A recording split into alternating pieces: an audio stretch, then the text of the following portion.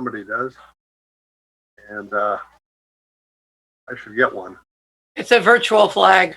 The virtual flag. There we go. All right. Everybody would follow after me. I pledge allegiance to the flag of the United States of America and to the republic for which it stands, one nation, under God, indivisible, with liberty and justice for all. All right. And we'll go ahead and do roll call. Chip Kohler, I'm here. Brian Gephardt. Here. Good. Carla. Present. Thank you. Ashok. Ashok is here. Jeff. Jeff is here. Kathy is here. Siv. Yeah. Can you hear us, Siv? She's here. Susan Howe. It's here. Good. Paul Whitman, are you here? Paul not here yet. Benita.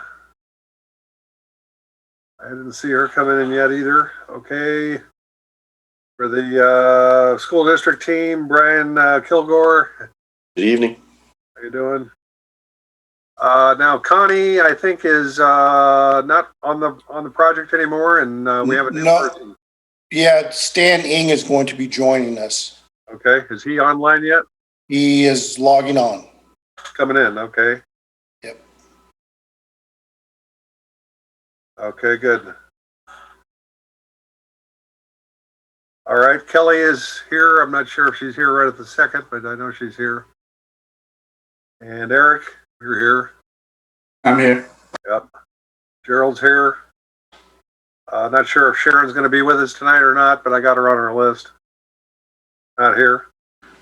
Luis is here, and I presume we're recording.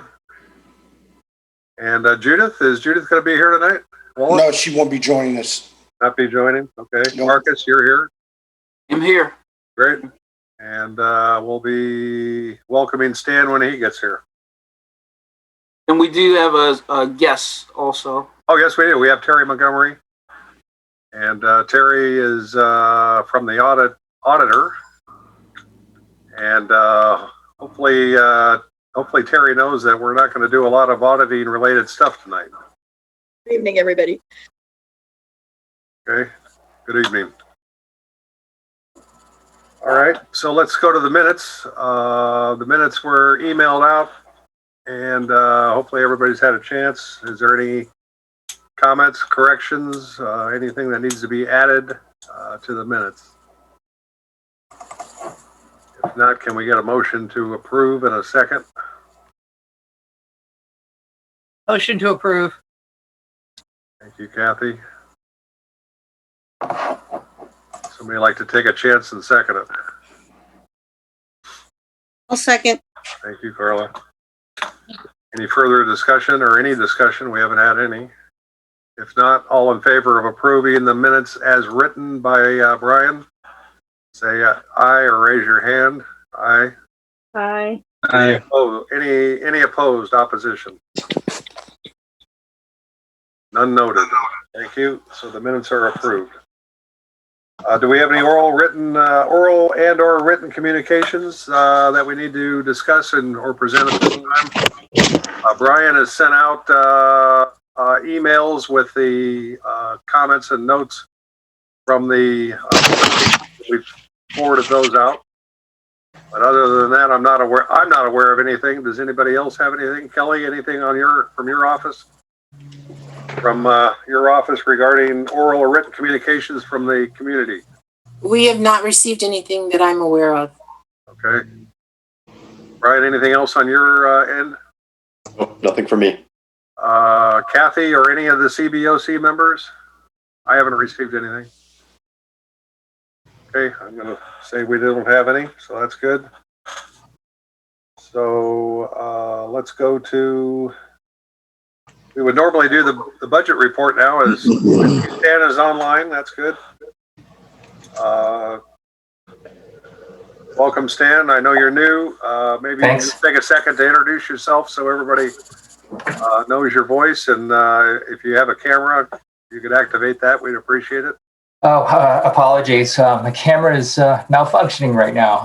I will definitely get it up and running for the next meeting. But my name is Stan Ing. I'm with Banner Construction Management. I'm kind of old and new. I was on board with the Measure E program when Banner started back in March 2016. For a couple of years, I've sort of my presence is kind of pulled back a little bit. I've still been a little involved, but the day to day, I'm back now. Connie has stepped away, so I'm going to try to fill her shoes, at least for some of this detail for right now. So I'm back into it. So yeah, that's sort of my background. If anybody has any questions, I can kind of share the latest CBOC report and the summary. Okay. You should be able to share, so you can put your report on the screen. Okay, here we go.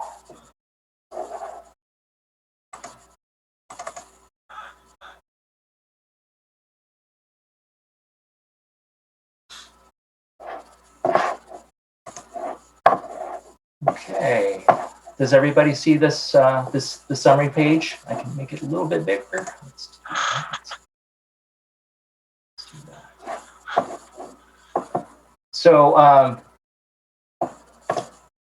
the kind of the biggest kind of change since the previous CBOC report, I believe it was the January 7th version, has been the contingency, or actually, apologies, has been sort of, well, actually, let me go to the second page here. Has been essentially a revision to the contingency. It's actually gone up. Apologies all, I can put together a line for line breakdown of what is the backup for this revision to the contingency. But in the January report, the dollar value of this was actually lower. It was actually $2.2 million. And for the March report, it's actually gone up to 3.4 million. And the driver for that was a few items. Earlier, I believe in late January, Connie had worked with the budget office to actually estimate the projected interest, bond interest, and there was an additional $800,000 that was calculated for fiscal year 2021, and I can show you this in the summary sheet right here. This value that I'm highlighting here is actually $800,000 higher than shown in the previous report. So that's actually helped kind of fund the contingency a bit, which is good news. And I've reconfirmed this with the budget office. Another factor that helped increase the contingency was the Walters project, right here, Walters Middle School conversion. Back in August, when we went to the board to essentially relay that the notice of completion was ready for this project, we had estimated a contingency savings for the project of about $370,000. Since the knock was issued and we had progressed with the closeout of the project, we had actually we actually saw a savings closer to $1.45 million.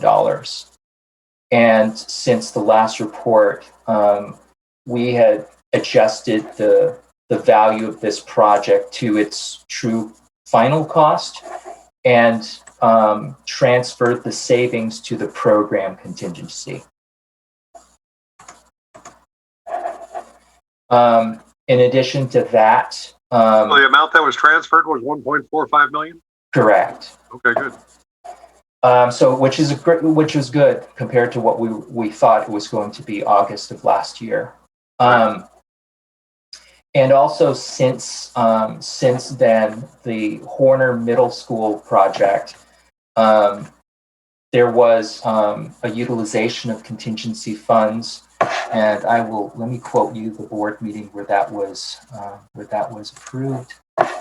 The Horner, sorry, this is my map. I actually track the larger transactions related to board approvals and changes to budgets in this kind of budget history document. And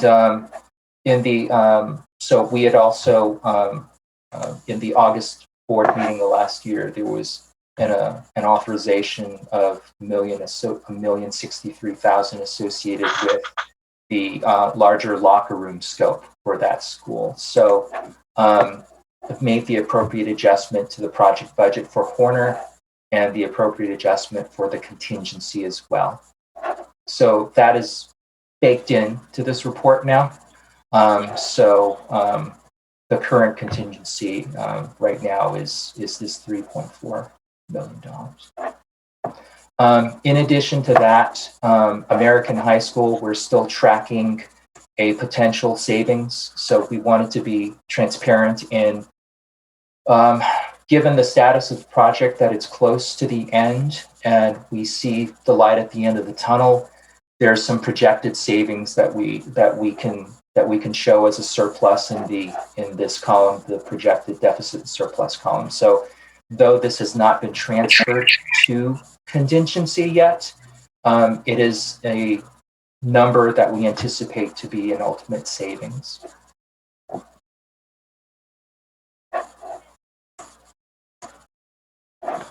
As far as the balance of the projects, in coordinating with the project managers, a number of, especially the projects that are in progress right now, we're not in a position, because it's still early on in the project, to really project a surplus right now in any of the other projects, given the status.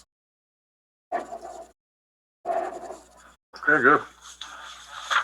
As far as numbers for the rest of this, no real changes other than what I've described. The completed projects should be the same. They've been completed. So these adjustments that I sort of went through are the primary adjustments here. I know that there's also a document that is sort of the monthly ending update, sort of a summary of these, and this is that document right here. And forgive me, but as far as the distribution of this document, I'll work with Kelly to ensure this document gets distributed properly to the CBOC. What was the actual expenditures during February? It is. I do not have a delta month over month expenditure, but what I can do is this right here. I'm going to put up this document next to the last iteration, the January, and we can see some of these deltas. So let me do that right here. 75%. Prior CBOC. Seems like it usually showed on page 1. Oh, yeah. Sorry. Apologies. I'm not utilizing my summary properly. So let's go here. I will increase the signs. So expended as of this March is $320 million. And as a comparison, the prior summary for the January report, And keep in mind, some of these posts sort of reflect the month over month and don't always capture. Let me increase the size of this chip. About 311.6. Let me increase that more. So, 11.6. So some of the February posted expenditures might not have hit just because of the cycling of the invoices. But as far as actual expenditures posted, it's this delta between the 311 and the 320 in the newer report.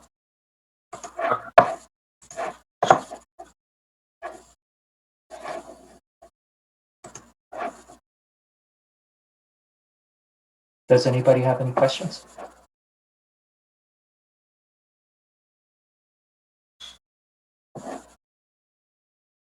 So there were no new increases to any of the projects other than the Horner locker room, and we already knew about that one. Nothing new came up this month. That's my understanding as far as the board approved authorizations and in coordinating with the project managers. Correct. And Stan, the last item that was just recently approved was the Washington High School theater project budget increase. But I believe we had already documented that as a increase in our February report, but it didn't actually get approved by the board until the end of the month. So that's why, you see that reflected in the report as already being reported, because we reported it to you at the beginning of February with the assumption that it would have been approved at that board meeting, but it didn't, and it got approved at this last one. Correct. Okay. The actual board was the February 24th. Correct. BOE. Correct. So, but it is reflected within our CBOC report. Correct.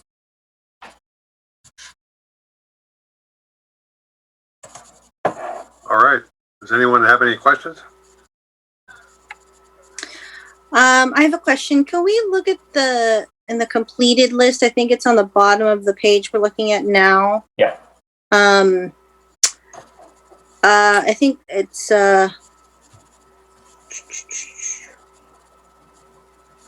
some of the projects on here under completed. Are they actually completed if they have like, I think, like, for example, Breyer on that last page still had let's see, 124,000, or maybe it's actually Brookvale has like 124,638 in the initial budget, and then there's only 7,828 in the expenditures.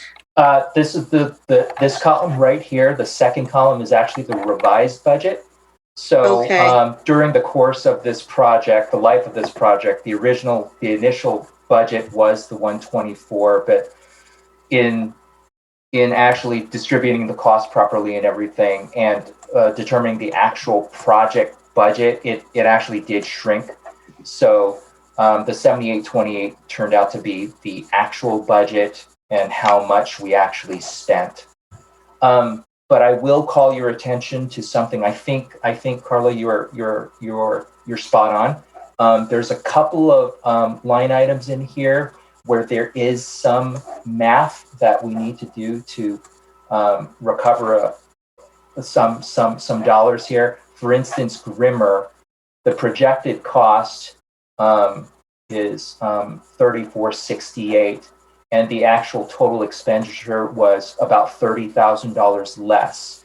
In meeting with the project managers, what we needed to kind of clean up was there is a $30,000 surplus here. Mm-hmm. So we can move that up into the program contingency. But I didn't do that exact exercise because there's only a couple of those lines here, and I really wanted to focus on the in-progress projects and the large dollars. So that in that type of case actually only happens, I believe, twice in this completed projects section, and it totals about $50,000 in total between this project and I believe it is also. Some of you with eagle eyes will probably see it more quickly than I can. If there's a minor delta between the total expenditure and the projected total cost, then we just have a really good sense that there's a few extra dollars that we can actually put into that surplus column and move it up into the program contingency. So Stan, when the initial budget is a lot different than the revised budget, where does that money go? If the initial budget is, say, for instance, a lot larger than the revised budget, which actually isn't very common, typically it would be returned back to the contingency because you're essentially redefining the value of this particular project. So instead of, say, for instance, we thought this was going to be $100,000 budget, it turned out to be more of a $40,000 project. Then that $60,000 could be reallocated back into that fund, the contingency fund, for use on other projects. In the instance when the initial budget is less than the revised budget, that kind of goes in line with what we've seen with some of these projects where if there was a scope adjustment or if there was escalation that drove up the cost of the project, then ultimately that budget needed to be increased, and the funds would have either come from contingency or sometimes from another fund in total, or from project to project.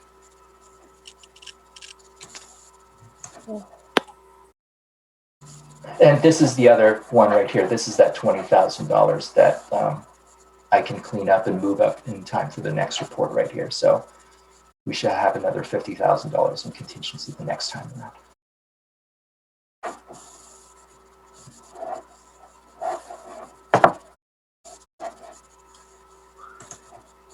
So Chip and the committee will address that in our next month's meeting. Now that we have other issues that have quieted down, we'll make sure that this information is updated. Okay, good. Well, I think it's a good update. You know, I understand there's always a few little things that don't play through right on the, during each month, but that's okay. It sounds like Stan's got a good grip on them and he's looking after it, so that's good. All right, any other questions for Stan? If not, welcome back to the team, Stan. We'll look forward to next month. Thanks. I got to be honest, I missed this project. I was on this program for up until about early 2019, and I've been away for a little bit, but it's good to be back. A lot of familiar faces and projects that I was interested in. So thanks. Stan, can you go ahead and stop sharing your screen? Will do. Thank you.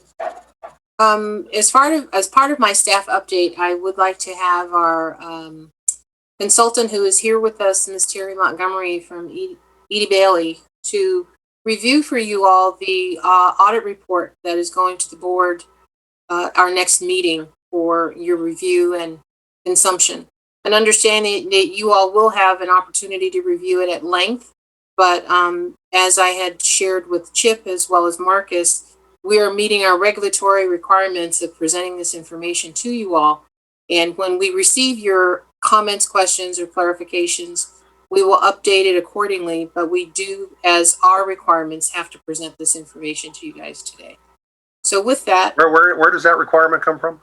it's the California Ed Code, and Did you it's read my last email? Pardon me? Did you read my last email, Marcus? Yes, I did, and I understand that. Marcus, you want to get control of this, please? Well, let's, we have the auditor here. She can tell us what the, We went through this during the week. I was very explicit that I wanted my team, this team, the CBOC, to independently take the time and review it. We would get you questions and comments. And then next month we would have the review. Absolutely. Yeah, and that's what we agreed to. Right, that's fine. We don't have this in the agenda today. It'll be on the agenda next month, and we'll allow plenty of time for that. And I thought after my last email, and you didn't reply and say yes, no, maybe, or anything else, you understood that. Well, let's just make sure from our understanding statutorily whether or not the report has to be at least received tonight, and we can still do everything you just said. It was our understanding that it had to be received by March 30th. And if that's not indicated in my email that we have received your report. And that's all you need to do at this point. By March 30th, you have to receive it. We don't have to present it. We don't have to go over it tonight. It just has to be available to you. excellent. Then we're done with that stuff. That's great. I will see you all next month then. Thank you, Terry. Thank you, Terry.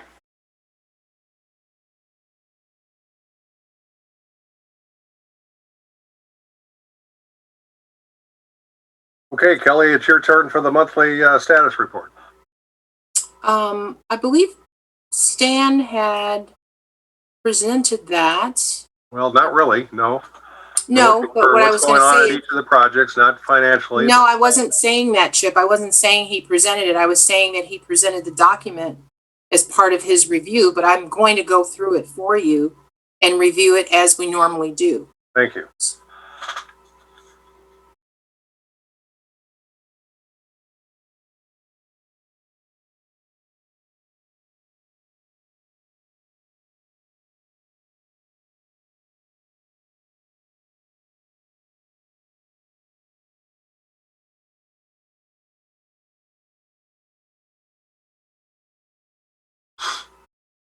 Do we need Stan to share? Okay.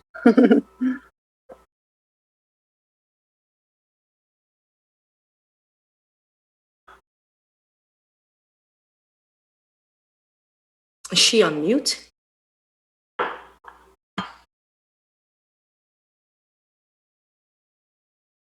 Can't hear anything. Kelly, All right, can you guys see that document on my screen? Okay, Yeah. is it large enough or you want me to zoom in a little bit more? Let's see if I can make it a little bit bigger. you can see that pretty well. Well, Okay. Kelly's perfect. Okay, good. Let me go ahead and go through this. This is our update. This is ending the month of February 2020. There are currently 4 projects in design. So the first one is Thornton. We are actually still in DSA approval for a portion of increment 3 and also all of increment 4. Our anticipated receipt date for approval is hopefully at the end of April, but we've had some challenges that we keep getting changing dates, but we are still on target for our schedule with that particular project. The budget has not changed. It's still $92,473,823. And everything is going fine. We are actually having receivership of the ball field and the play courts within this month. And those will be turned back over to the district for maintenance and upkeep once that occurs. And the warranty period will begin for that as well. Centerville Middle School conversion. We're currently in DSA review with them. And we are also in the process of resequencing some of the work so that we can, one, accommodate the students returning to school, but also have a safer campus where we have segregated different scopes of work so that it's not going to be impactful for instruction or any occupancies of the site. We have some other issues that we're dealing with the foundations as well as some of the designs with DSA. But as I said, the design team as well as the program management team are in direct coordination with them to hopefully get those resolved pretty quickly with minimal cost impact to the project. The Washington High School Theater, As we stated previously in Stan's report, there was a budget increase of $500,000. That project is moving along really well. Part of the requirement for us to increase the budget was due to the increased structural requirements that they had specified for us. And in long story short, when you exceed 12% conversion of an existing structure, DSA requires you to do a full structural improvement. And so we're actually modifying more than 20% of the building. And so because of that, it triggered some additional stringent requirements for structural loads and footings and things like that. So that's where we're spending that extra dollars on modifying the structure. And in the event we were not able to do that, DSA would not approve the project, and we would then have to actually move the theater program to a different location or to another site. So it was very important for us to be able to manage that and do that. So we're happy that the board approved it and things are moving along. The next project that is in the design phase is Hopkins Middle School. And right now we're in the process of pre-qualifying contractors for that job. The project itself is still in DSA. We've gotten several comments back and have responded to them, and we've gotten a positive response from the requests that they have made and the changes that we've submitted. The budget stands at $84,061,263. And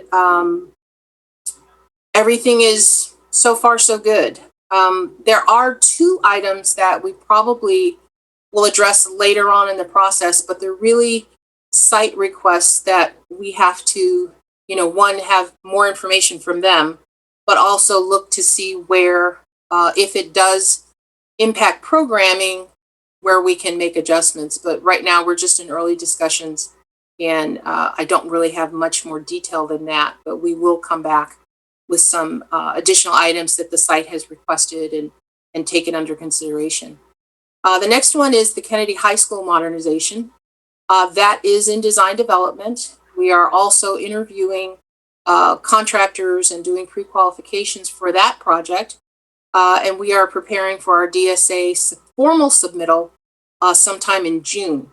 We have done our pre-check, and we're in the process of getting, when you submit to DSA, it's broken up into different sections based on the specific trade that is being done. And so we've gotten several comments back from our laundry list of 12 sections that we have to submit for. So we're about 50% through, and we'll expect to get those other 50% and be able to formally submit sometime, barring any challenges, sometime in June. So that one is going along really well. Kelly, before you change pages, on Centerville, the budget number on last month's sheet was 87,233. Now it's 90,233. I believe, if you recall, there was a mistake on the previous report, and we now have updated it to reflect the correct information. And you guys had identified that for us in January, and it got overlooked. And so now we've corrected it, and it's the correct number, and it is reflected correctly in the CBOC financial report as well. Okay.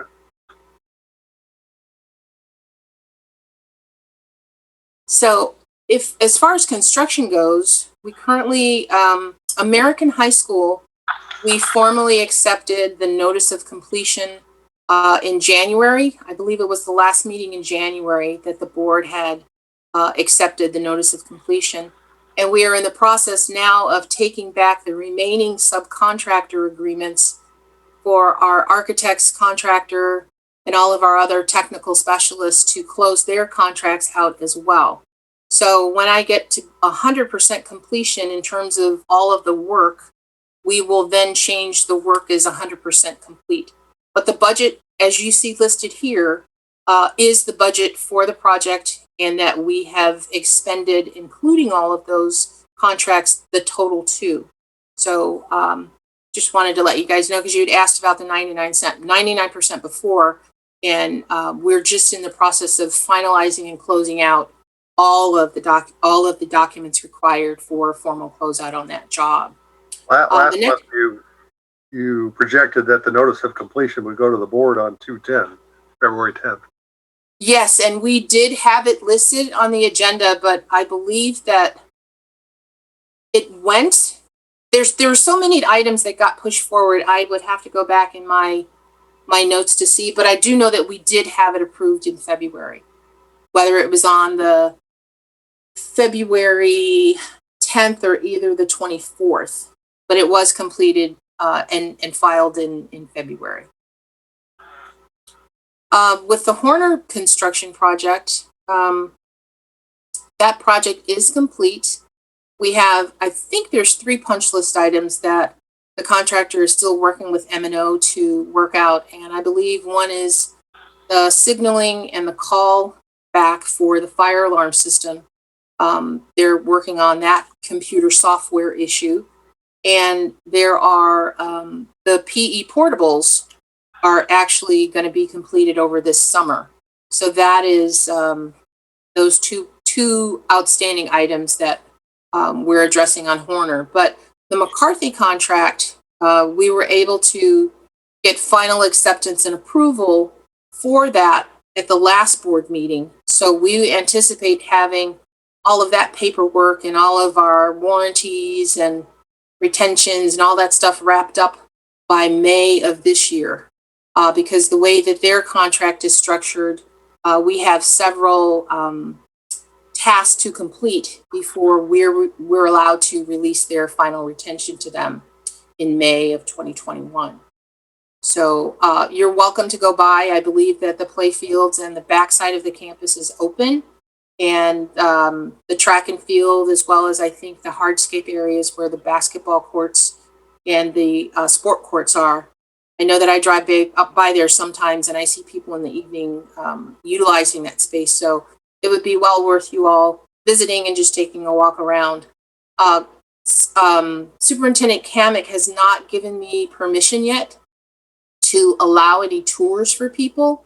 He said once the students and the teachers have been given the approval to return to school completely and there's no other shelter in place restrictions, is when I'll be able to provide you guys with a tour of the facility.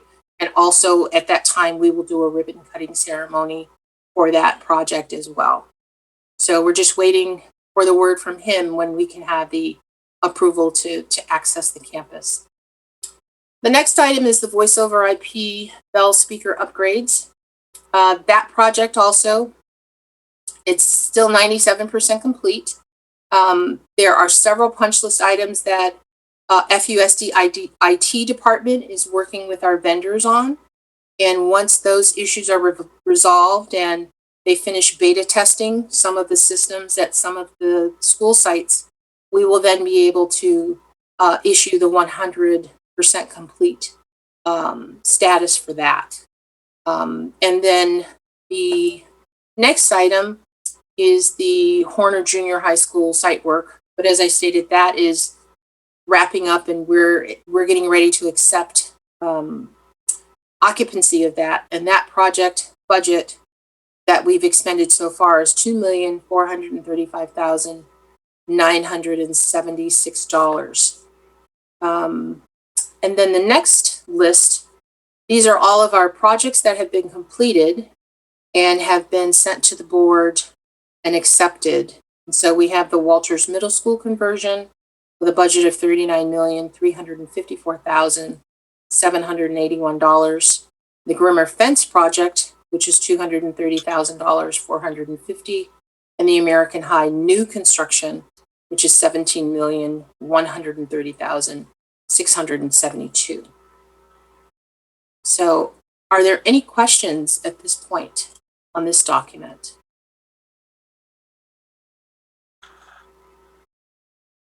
I take that as a no, so I'm going to stop sharing my screen and turn it back over to you, Chip. Okay, thank you. Let's see.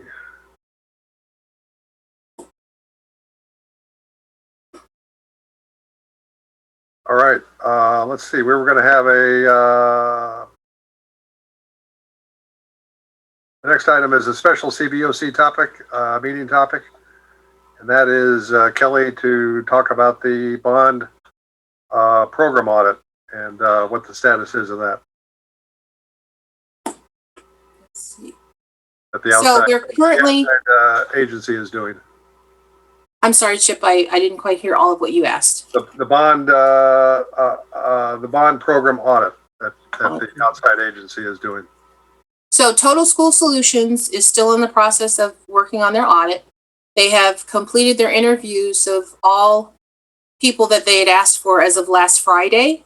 So I believe within the next 2 weeks, they're compiling all of their data and the information they've collected from all of the interviews that they did. And we will then get a draft report and have an opportunity to discuss it and review with them. And then they will submit their formal findings after that process is completed. Did we have an opportunity to have members of CBOC interviewed? Yeah, we did. Okay. All right. Marcus, do you have any comments on that or any questions? No, I actually last week, Kelly, and I did mention it to you. I did have a check-in with them, a check-in call with their team. So as you said, they are they gathered a lot of information, had a lot of interviews, doing very good work, and I'm expecting a very robust report when they provide their findings. So we should hopefully, they said no later than the end of the month, we should have a draft. So I would imagine we should be able, this report should be able to be presented to the CBOC probably in your April meeting. So. Okay, good. Will we get a preliminary look before in advance of that? I'm not sure I understand the question. Well, once the report is. It's going to be a pretty lengthy report. It'd be a good idea if we all had a chance to review it in advance of the meeting. So. I think that would make sense. I mean, so you guys can get a chance to digest it, and actually, that meeting I would probably recommend that you have maybe only one or two things on that meeting, because I think, as you said, I think the report is going to be pretty. I believe you guys will have a lot of questions. I'll put it that way. Right. So. Okay. So Chip, you'll get it as soon as Marcus and I get it. Okay. Well, that's not exactly true, but you'll get it soon after we get it. Yes. Okay. Okay, that sounds good. And then the second item for a special topic was to hear about a timeline and the process, what the timeline and what the process to develop the long-range facility plan and forecast would be. And we've had this on our list for quite some time. And last month we talked about this, and we decided it would be a good thing to hear about. Instead of just saying it's moved and moved and moved, okay, what is the timeline to develop the long-range facility plan? And I think Carla established that action last month. Gerald, you were here for that. Chip, could I add that I was also hoping for a very kind of a basics, kind of like a, because a lot of the members have never heard kind of the process about the long range facility plan and just like what is it? How does it come about? And speaking for myself, I think the knowledge that basically, all the different construction projects, including all the middle schools, all of that has to start out as part of the long range facility plan is my understanding, and just kind of just having just the basic knowledge of what a long range facility plan is and how projects are added, just kind of you could start off at the very, very base level and then so I have a workflow document to share with you guys today to show you kind of what the plan is and in a visual format. And so if you guys don't mind, I can share that with you guys. It's a one-page document and it's pretty self-explanatory, but this is this is the consultant's first stab at creating a document that you're talking about that will kind of explain next steps and not have some long drawn out written document. So I'll go ahead and share that with you guys. And let me know that you guys can see this. Blow it up. Can everybody see it? Yes. Okay. So here is the workflow that I had them create. And this is based on several meetings that I've had with them over the past month. And so here are the primary stakeholder groups based on, they actually based this on the last long range facilities master plan. And so you have the program and educators, which includes your site principal and whoever their leadership that they identify. And then also specific programs, uses, site suitability, and planned program initiatives. And then this particular segment of the process is focused on the physical aspect of the facilities.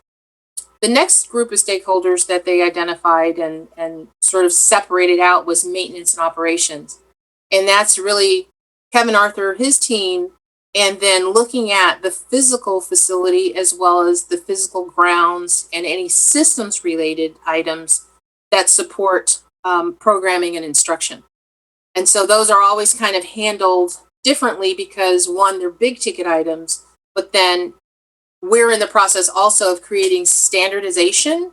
So they want to capture as much data to see, one, how many different systems we have at different sites, what their capacities are, what their age, the last time that they were serviced or if they need to be replaced. And so that's the kind of questions that particular group of folks are going to be getting and that the consultants will be gathering. And the next group is the community engagement. And this is where you guys actually fit in. And so the facilities advisory committee, as well as any program or community-based organizations that support the schools, will be asked to be engaged to get information and also to participate in the study sessions or the I'm losing my words tonight. The meetings that we have to focus on the specific issues on a particular site.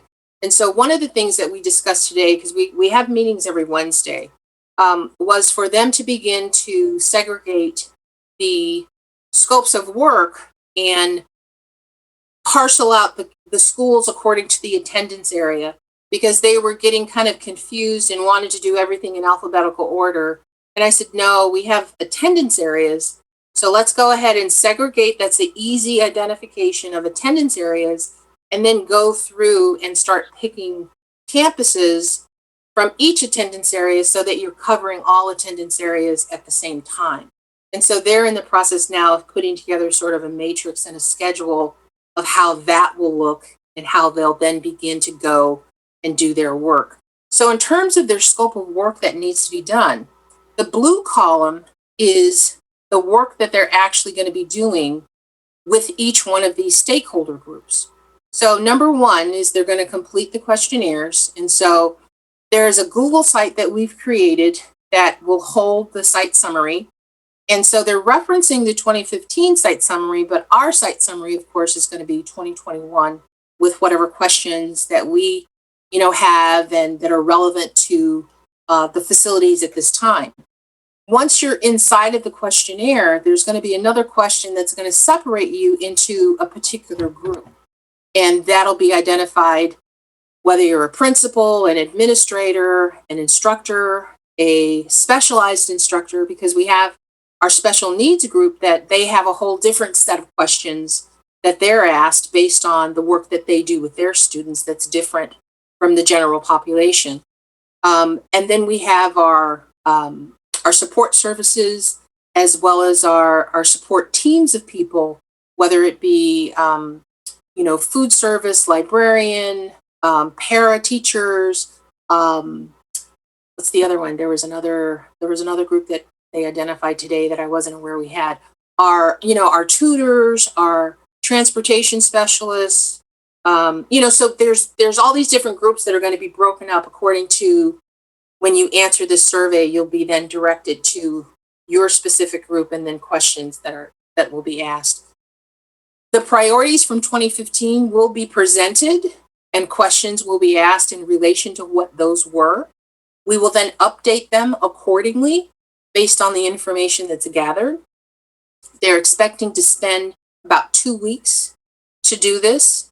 We've decided that we're going to send out the surveys probably by the end of next week because they have to be reviewed and vetted by the FUSD administrators first. But then they're going to give folks about a 2 to 3 week window to reply. And then their compilation of their documentation will take roughly about 2 weeks. So we'll say within the month of March, we can expect to see those surveys go out to all the different stakeholder groups, and the survey and physical assessment of the properties will begin. And that will last, the physical assessment of the properties is going to last probably through June, but the surveys and the collection of data can actually happen pretty quickly. So the next step after they've completed the questionnaires, they're going to do the site surveys. They're expecting to spend about a week in each attendance area. They're also going to have their survey data with them so that if someone has identified a particular area, say a specific classroom or a specific, condition in, say, a public space, they'll have that data with them when they're actually doing the site survey to then validate, investigate, and document that information. The next step that they're going to do is they're going to complete the interviews. And if there's more questions that, say, folks have asked inside of their survey, they're then going to set up appointments and reach out to folks to do one-on-one interviews if it's warranted, if they need to gather more information and data. They're also going to be meeting with our maintenance and operations teams and actually creating a pretty comprehensive to-do list based on the feedback that they get from them, as well as the feedback that they have based on their actual site visits to the schools. And if there's gaps from what was previously identified in the long-range facilities master plan, that's when they're going to have time to kind of fill it in and create the whole picture for a particular site or for a particular issue that was identified. And then the last step that's going to occur. Question, this is Carla. Sure. For the scheduled site survey, are they going to visit every single school site? Yes, they are. Yes, they are. And how 7 plus 5. And how long do they spend at each site? That I don't know of, but I can find out. But I would assume that they would probably spend a couple hours if they're going to be going to every site and looking at every sort of space on that site that's used. It usually takes like two hours, might be 3, depending upon the size of the campus. Can I ask questions now as well? Sure. Sure. So I understand the survey part. I guess I don't understand the left side of the column, the primary stakeholder groups. I guess I'm curious what the two persons, one person means. That was their identification in terms of point of contact for those groups. So initially, they're expecting to be able to survey all of the groups and then have key people for points of contact for each one of those stakeholder groups. Okay. I was also kind of interested in what the overall plan looks like. Is there an overall project plan? That is what we're working on now. So as I said, I've been working with them to develop this. And one of the things that I'm waiting on now is that we have to get feedback from our administrators, i.e. the superintendent and the cabinet, based on information I provided them, kind of giving me direction as to what they want to do. And so once I have that, we will then work to complete the plan of the plan, and then we'll have that for you guys to review and have an opportunity to discuss. Okay. So is this helpful for you all, or do you guys still want more visuals to kind of walk you through kind of what we're doing? Oh, and I'm sorry, the second page is just to highlight these are our internal agenda items that we deal with. And so this is based on the first week of February when we met, and all of these things on the item have been addressed and discussed with myself and one of our other team members. So that's what this is here. Personally, I would expect something from them as robust as the plan we had in during the when we did the long range facilities plan. So, well, it's coming, Brian. It's just that this is our initial steps, and they are taking the data that was used from the previous report and building upon that. But we are going to be providing you with a plan. It's just that they're in the process of doing it, and these are some of the milestones that we expect to achieve, and wanted to share this with you all, to share with you what the next steps were. But as I said, once we get some of the things that I'm looking for that I need, then they'll be given approval to go ahead and release the plan of the plan to share with you all, and how they're going to do their overall project, implementation. But this is a very good high level view of some of the steps that are necessary for them to collect that data in order to do that plan that you're talking about. So Kelly, the right side of this chart is kind of a 10-week process. So at the end of 10 or let's say 12 weeks, at the end of 3 months, what will be the output? What will be available? What will be the product at the end of 3 months? So at the end of 3 months, they're going to have all the data that they have collected. We should have our report cards for each one of the sites. And if you guys remember, those report cards are basically the laundry list of items that, have to be addressed at each site.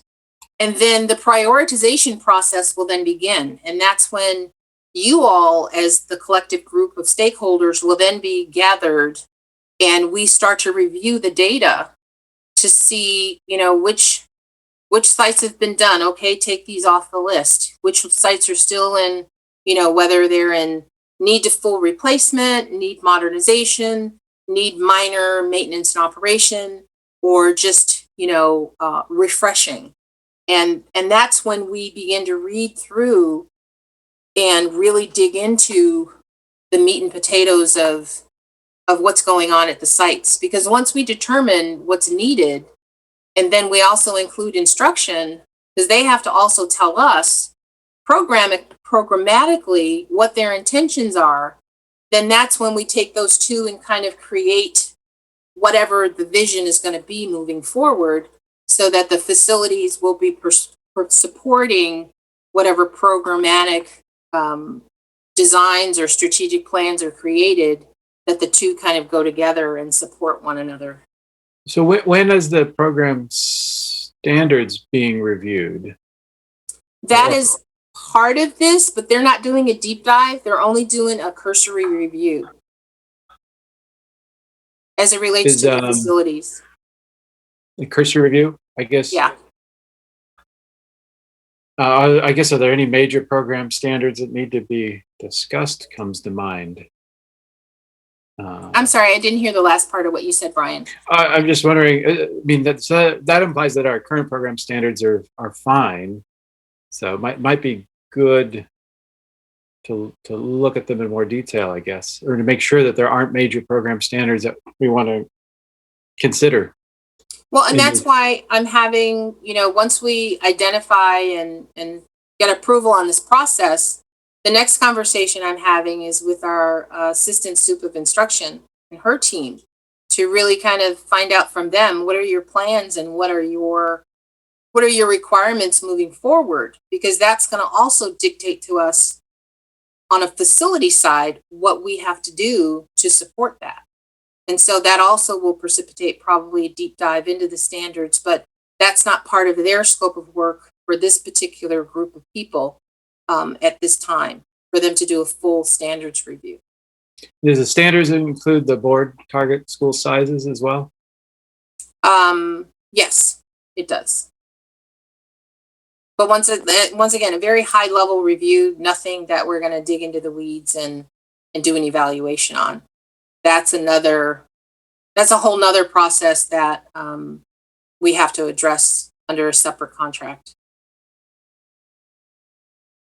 This is Kathy, and I see if I can say this in a way that makes sense because there's a bunch of stuff that's going through my head.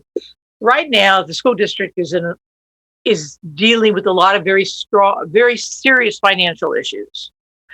And admittedly, you do need a long-range plan, but some of the problems we have, I think, encountered in the past with past construction is that there hasn't been any sort of break on sometimes what schools want. You kind of just, it just goes ahead. You know, I'm thinking of the line I heard somewhere, you know, designed to budget. Mm-hmm. We also are in a situation where the community is looking at this quite a bit, and whether or not another bond issue is going to be approved is very problematic. So I guess my thought is that somehow you have to be kind of not delivering this with unrealistic expectations. Mm-hmm. I mean, I think that there's a lot of more negatives going on than there have been in the past, and we're just spending an enormous amount under Measure B. And I would just think going out to stakeholders and saying, well, what do you want? Oh, you know, what do you need? That sort of thing. And then delivering 5% of it. Anyway, those are my thoughts in a very random, jumbled fashion. Well, Kathy, you make a very good point, and one that we actually did discuss today, and that's really managing the expectations of the community.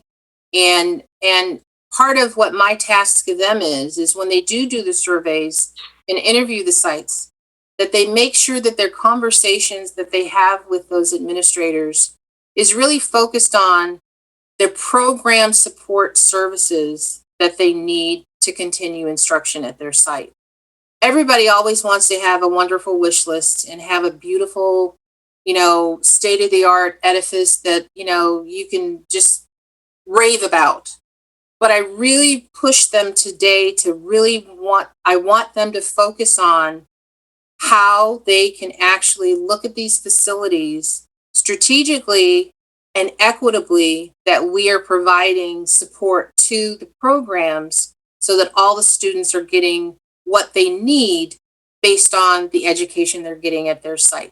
So if you have, you know, if there's a robust art program, there ought to be an art studio that matches that. If, you know, if the school has a, you know, particular identity or a particular like program or CTE or something like that, we need to actually focus on that and support that. Whereas from my perspective, I've only done a cursory review. And as I said, I've only been here for a minute. We don't always do that. And so that's going to be a shift that hopefully you guys will see in the documentation that we provide, because I'm really, really pushing hard to focus on supporting the schools based on the programs that they provide so that people can see, okay, they get it. And we are actually supporting what we say we're supporting. And Kathy, if I could just comment on that too, because you bring up a very valid point. One of the tasks of this effort is to also determine, have needs changed since the last long-range facilities master plan?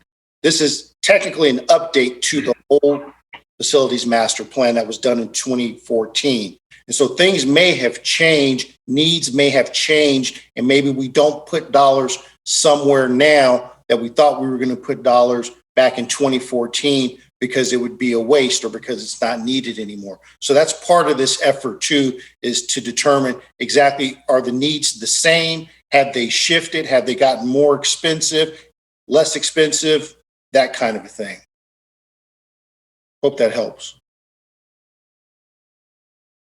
If I may add on that, I think that's where the program standards are important too, right? Because we're evaluating to some program standards as well. So it's not just what anybody wants. It's based on the program standards, and where there's, you know, where there's a gray area, that's where we need to dig in a bit more on our program standards. But for the most part, that works pretty well. And then it does become a big list. And then, you know, when we talk about how to fund it, you know, at least the last time, and I think this is typically how it's done, you have to get a sense for what the voters are interested in funding or willing to fund.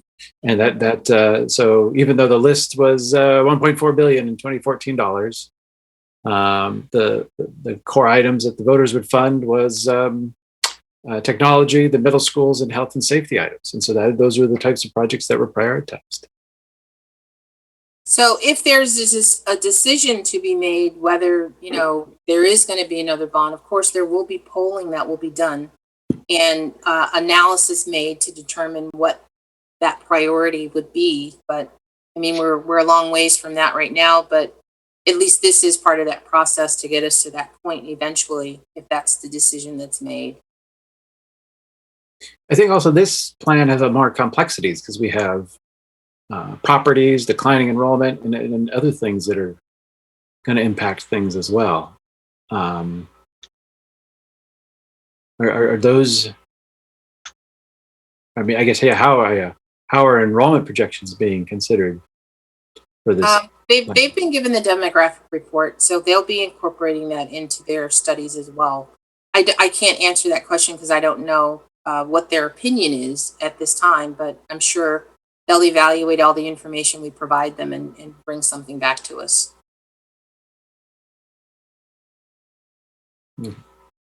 There's one parenthetical or slightly related remark. FAC is digging into the demographics, and I think the city is talking to the FAC about development tonight as well. So there'll be some good data and research out of that. Kelly, you might want to stop sharing your screen. There you go. By the way, Carla, did you get my email, and was there any other information that you needed from me? Is the Walters? Yes. Yeah, I think I did receive it. So thank you for that, Gerald. Okay, I just want to follow up. Okay. So it sounds like the request for the surveys are going to go out in March, and the survey should get done in a 2-week process. And there's a timeline to follow that carries it out through about 10 or 12 weeks. And it sounds like in about 3 months, or maybe at our June meeting, we'll be able to hear the results of this process that was presented.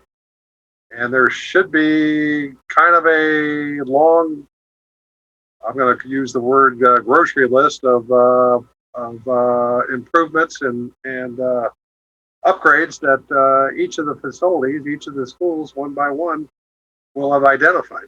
That hasn't been prioritized yet, hasn't been budgeted for, but at least it's a starting point for the next phase of the process. Correct. Okay. Can I ask a question in terms of the current construction that's happening? How does that get considered in the plan? So, for example, all the middle school conversions, do they just kind of say, all the middle schools are fine, and we just write them down as not needing anything, or how does that work? So they're going to get a report card as well. And their report card will be reflective of what their facilities needs are. So even though you might have a new campus that has all the bells and whistles and new whatever, if there's a programming related item that Cindy Hicks identifies, it'll be put on that report card. And we then just will evaluate it accordingly, with all the rest, and put it on the list based on where it'll fall. But the new schools will get their report cards as well. The ones that are under construction, they're not going to necessarily have a report card for the new construction, but they are going to have a report card to look at the existing facilities that they are currently using, and it'll be reflected as, if there's, building H under construction, building B, needs a new roof, needs new windows, has a trip, whatever. So they're still going to get their report cards, and we can evaluate it accordingly. So. Are there any other questions about the long-range facilities master plan? Okay, that sounds good. Okay, let's keep moving. We're doing pretty well on our agenda. Future CBOC meeting topics. Long-range facility plan we were just talking about. CBOC would like a briefing on plans for follow-up to measure E anything new to report on that? Is there any discussions going on for a follow-on bond? Marcus, I'll let you answer that.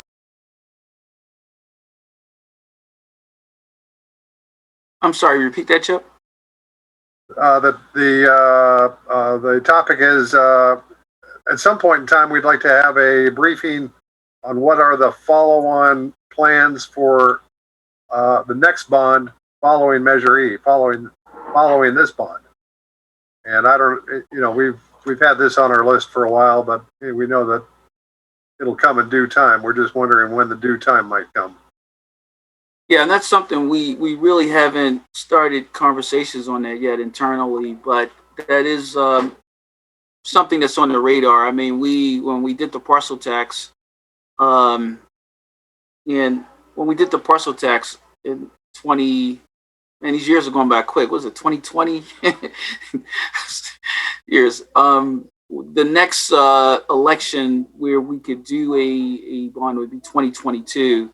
Be the governor's election, so that would be our next opportunity, and by that time we will be on our series E. We'll be getting ready to probably sell series E, depending on how much we can get through the current series we just sold. So I think we, and I can't really say, because like I said, we haven't brought this conversation to the board, but I think even if we waited till 2024, I think we would be fine, because I think we have enough funding in the pipeline. But we'd have to do a financial analysis, see how much we would have spent by that time, and see. So we definitely need to have a conversation about that. So okay, sounds good. If I may comment on that briefly, the long range facilities master plan update is step one. So I think until that's that's correct. Halfway done, it's probably there'll be nothing for us to discuss here in CBOC. That's a good point. Yeah. Okay, and then we'd someday like to visit Horner, but I understand nothing's open in the school district yet, so we'll just keep this on our list for a future visit. So if you guys want to go to the district website for the Measure E community update and forums, there are videos that were created that are flyovers of the school, as well as a couple interior shots that kind of like a little virtual tour. They're only 2 minutes long, so it's not something that's extensive, but I can send you, actually, Brian, can you send them the link or post it in the chat for them to be able to go to and see? Because they were presented at the Measure E community forums, and they were received very well by the community. So that would be a great thing for you guys to look at as well. And that was at Horner, or is that at several of the schools? That's at all the attendance areas. Wherever there's a project that's been completed, there are videos available to see. Okay, cool. We'll check it out. Okay, the next item is we've got to start to prepare for our annual report to the school board. And tonight we need to establish a small team. Do we know the date that the school board would like to invite us? You're on mute, Kelly. If I recall, I think you guys presented your annual report the first meeting in May. When I looked on board docs, I know that it had, I think we had scheduled it for April, but then they pushed it forward and we actually presented in May. So I'm not saying that that's what we're going to do this year, but that's what happened last year.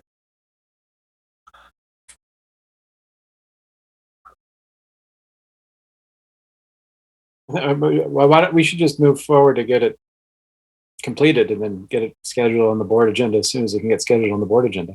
That'd be fine. Yeah, we don't need the date to do what we need to do tonight. Tonight, let's set up a team. And last year we had 3 people. It was Kathy, Carla, and me.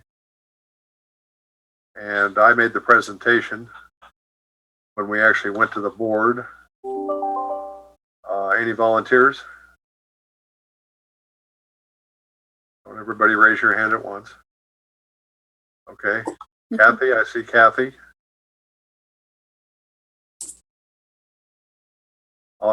I will help, obviously. One more.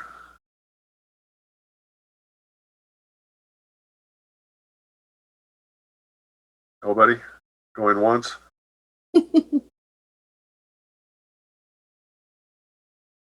Siv, are you still on the line?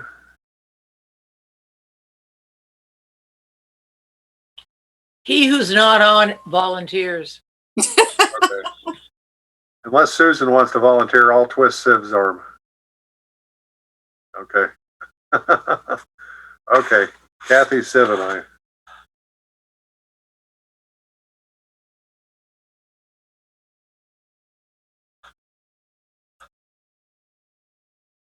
Okay.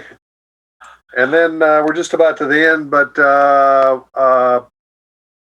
Brian or Kelly, please send us the financial report, the project report that were presented tonight, as well as the 2-page plan for the long range. I'll do it right now. Okay. So 3 different things. And of course, if you guys need any assistance on your report or any information to go into your annual report, please feel free to contact Gerald or myself to assist you all. Okay, great. Thanks. Yeah, there usually is a few things. We usually need some help with the financial numbers for our top level summary, and some information about how many projects are completed now, and some high level metrics. Sure. So, Just feel free to ask, and I'll be happy to help you as much as I can. Okay, thank you. Okay, is there any other new business or discussion items or topics that anybody would like to bring up? Everyone on the CBOC now should have the audit report, the preliminary or the draft. It's called a draft audit report. And does anybody not have that? And you got my email looking for your questions, your comments, your feedback, anything that you want clarification on in about 2 weeks. And if you'd send that to me in an email, I will compile all of that into one list. And then we'll send that to Kelly and Marcus. And they'll work with the auditor or answer them themselves, I guess. And then next month we will have Terry hopefully present the audit, as well as the feedback or the answers to all of our questions. And we'll put plenty of time in the agenda so that we can do that. So first of all, does everybody have the audit? Okay. Yes. And I think, just from recollection, I know that Civ specifically had a lot of questions the last audit. Yes. So I think it definitely would be great if Civ had the time to get all his questions sent to you ahead of time. Right. That way he can kind of feel that he has the opportunity to get those questions answered. Right. Siv, are you there? Yeah, You got the audit, right? I got it today. I'll have some comments for you. Okay, Okay. good. Yeah. And Siv, I think you dropped off, but we appointed you to help Kathy and I with the annual report that we make to the school board in a month or two, to help with preparing the presentation. Are you available for that? Just tell me what to do. Okay. My first time, but I'll do it. Okay. Yes. That's why Okay. I'm not. Okay. No problem. that's why we volunteered you. Yeah, that's okay.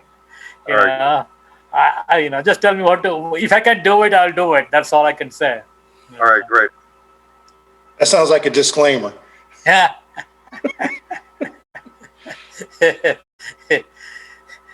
Yeah. Okay, any other new business or discussion items? Could I just clarify that for the next meeting, are we planning to discuss both this draft audit as well as the other audit that's potentially going to be distributed by the April meeting, or just so I know what we're thinking of covering at the next meeting? Yeah, I think next meeting, we'll receive the other audit, the performance audit, as a document. And then, but there won't be a lot of discussion at that stage because none of us will have had much time to review it. Okay. I think at that meeting, we'll acknowledge that we've either just received it or we'll receive it at that meeting. But we'll get the electronic file for that audit. But so at the next meeting, the concentration will be on the annual financial audit that the outside auditors did on the finances. Chip, I thought that Marcus indicated that a significant amount of time is going to be required for the other audit presentation. Did you not say that, or Kelly did? Somebody did? No, I said that, but I think that's in line with what Chip is saying. Okay. Okay. Sorry. I think the following meeting, which would be would be in May then, would be the time to do the performance audit, the Okay. non-financial audit. Okay. Yeah. So I think at next month's meeting, we ought to concentrate on the financial audit and maybe one or two other topics, but most of the time will be on the financial audit.